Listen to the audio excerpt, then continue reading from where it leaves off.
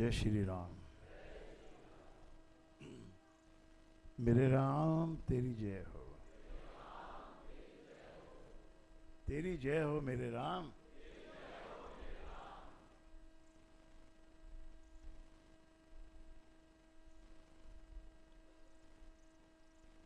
कैसा आनंद प्राप्त होता है प्रभु की जय जयकार करने में।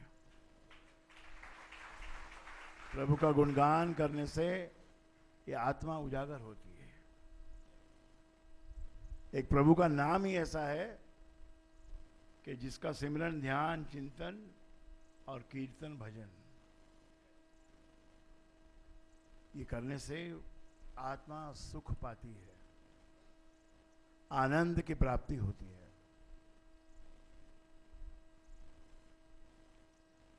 ये हमारा जो अस्तित्व है, हमारा जो मन है, हम सब मनुष्य कहलाते हैं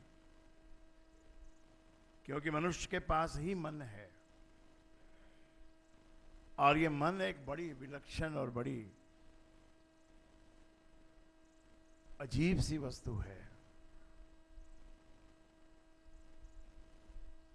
इसको मिले कुछ तो भी ये भटकता है, और नहीं मिले तो भी ये भटकता है। इसका मूल कारण अगर हम देखेंगे कि ये मन क्यों भटकता है हमारा,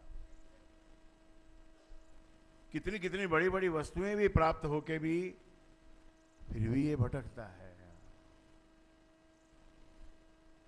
और अगर इसको गुरु का ज्ञान दे दिया जाए, इसको गुरु का ज्ञान मिल जाए, फिर इसको वस्तु मिले न मिले, फिर ये मगन रहता है, आनंद में रहता है। तो मूल कारण ये कि सत्य की खोज कर रहा है ये, कॉन्शियसली और अनकॉन्शियसली। सत्य की खोज में ही हम लगे हुए हैं, और उस खोज को करते करते हम बहुत कुछ करते हैं। तीर्थ करते हैं, व्रत करते हैं, उपवास करते हैं, आरती, पूजा और दान दक्षिणा, ये सब हम करते हैं। और ये करके भी फिर भी मन भटकता है, फिर आगे और भटकता है। योगा करो तो योगा करने के बाद भी मन भटकता है। पहली बात तो मन को लगाना ही बड़ा कठिन है, और कुछ क्षणों के लिए लग जाए तो फिर सटक जाता है। सत्य की इसको तलाश है। सत्य हम खोजते हैं कि हम कुछ करें तो ठीक रहेगा, या कोई साधन करें तो ठीक रहेगा, परंतु साधन भी असत्य निकल जाता है। यहां तक का भी धोखा है जगत में इस माया के कारण, क्योंकि हम जो फैसला, जो कुछ भी हम चुनाव करते हैं वो बुद्धि से करते हैं, और बुद्धि से किया नहीं जा सकता। माया जो है बुद्धि को भ्रमित करती है। तो भ्रमित बुद्धि से, जो माया बुद्धि को भ्रमित करती है, उसी बुद्धि से हम कैसे माया को पार पड़ेंगे। इसलिए एक सत्य वस्तु जो पिछली दफा आपको बतलाई थी कि एक राम नाम का जो व्याख्या है, जो परिभाषा है, स्वामी सत्यानंद जी महाराज ने भी जो की है, और अन्य शास्त्रकारों ने, ऋषियों, मुनियों ने, महात्माओं ने की है, उसमें और थोड़ी सी पॉलिश करके सत्यानंद महाराज जी ने उसको हमको दिया है कि सत्य, ज्ञान, आनंद के, ये तीनों वस्तुओं की तलाश है। जब सत्य मिल जाएगा तो आनंद अपने आप होएगा। ज्ञान होने से सत्य की तरफ हम बढ़ते हैं। राम से जब हमारा नाता जुड़ जाता है तो थोड़ी सी जो हमारी बेचैनी है संसार में, वो थोड़ी कम हो जाती है, क्योंकि ध्यान हमारा गुरु चरणों में, और ध्यान हमारा राम नाम के साथ जुड़ता है। राम नाम के गुण गाने से राम के साथ हमारा मन जुड़ता है। ये मन किसके साथ जुड़ता है?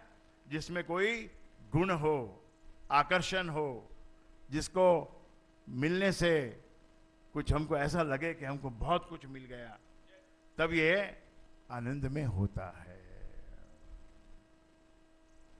तो सत्य की खोज में हम चल रहे हैं, और जब तक गुरु नहीं मिलेगा तो सत्य हमारे हाथ नहीं लगेगा। चाहे कोई आपको राम का नाम भी दे दे, वो थोड़ा थोड़ा असर तो करेगा। जैसे कोई केमिस्ट की दुकान से जाके केमिस्ट को पूछ के दवा ले आए तो वो असर कर सकती है, पर बुरा असर भी कर सकती है, कोई गलत रिएक्शन भी हो सकता है। इसीलिए डॉक्टर से ही पूछ के दवा लेनी चाहिए। आप कहोगे क्रोसिन तो एक ऑर्डिनरी दवाई है, वो तो बिना पूछे ही ले लो, और ले ही लेते हैं लोग। क्रोसिन में क्या पूछना है, क्रोसिन तो ले ही लेंगे। पर है ऐसा भी कोई एक परिस्थिति है जिसमें क्रोसिन की गोली भी नुकसान कर सकती है। इसलिए डॉक्टर का फर्ज होता है, डॉक्टर जो होता है वो हर लिहाज से सोचता है कि ये बंदा अभी क्या स्थिति में है। मैं जानता हूं आप बहुत कुछ करना चाहते हो, भगवान को पाने के लिए हम कुछ भी करने के लिए तैयार हैं। बहुत बड़ी कोई साधना हमको बतलाइए, तो बड़ी साधना तो यही है कि तुम अपना राम नाम में मन लगाओ। वो जो साधन बतलाया है उसमें क्यों नहीं लगा रहे तुम अपने मन को? तुम्हारा मन तो दिखावे में है, तुम दिखाना चाहते हो कि मैं कुछ हो गया हूं, या मैंने इतना जप कर रहा हूं, या मैं इतनी साधना करता हूं, मैं सुबह उठता हूं, मैं शाम को ये करता हूं, वो करता। अच्छी बात है, वो बुरी बात नहीं है, अच्छी बात है। ये तो हमारे शास्त्रों ने और हमारे संतों ने हमको बतलाया है कि किस प्रकार से अपनी दिनचर्या को सुधार लो। ये मन नहीं सुधरेगा जल्दी से, पर कम से कम दिनचर्या को एक जबरदस्ती सुधारो। मन तो सटकता है, मन कहता है और सो ले, और सो ले, अभी और सो ले, अभी तो ठंड अच्छी लग रही है सुबह, और ये रजाई ओढ़ के आनंद मिल रहा है, और उठ के एक कप चाय पी ले, फिर भी नींद आती है, चलो चाय पी ली, अब और सो जाओ, बड़ा सुख है, तो ये ऐसा सुख सत्य नहीं है।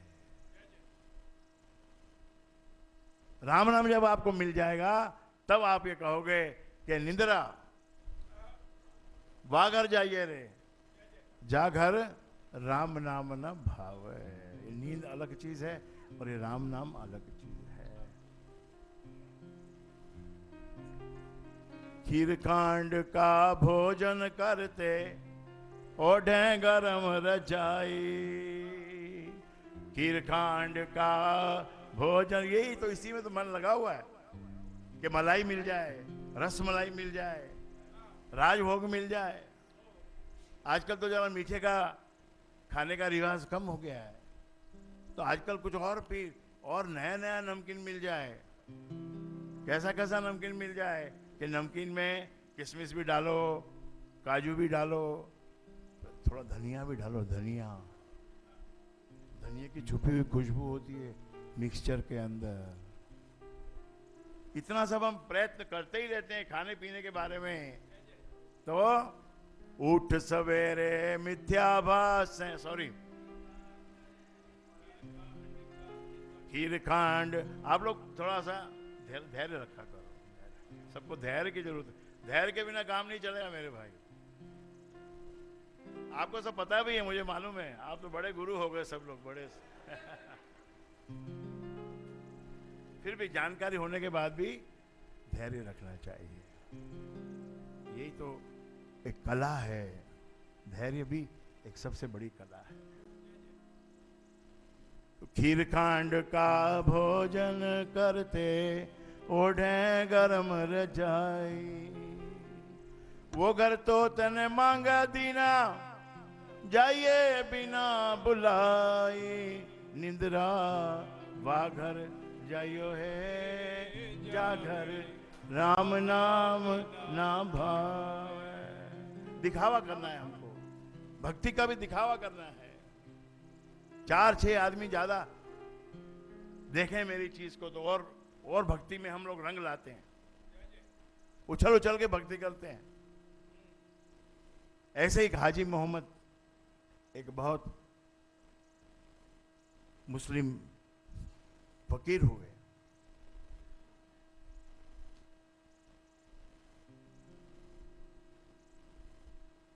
इतने नियम के पक्के थे कि बरसों बरस यानी लगभग 60 वर्ष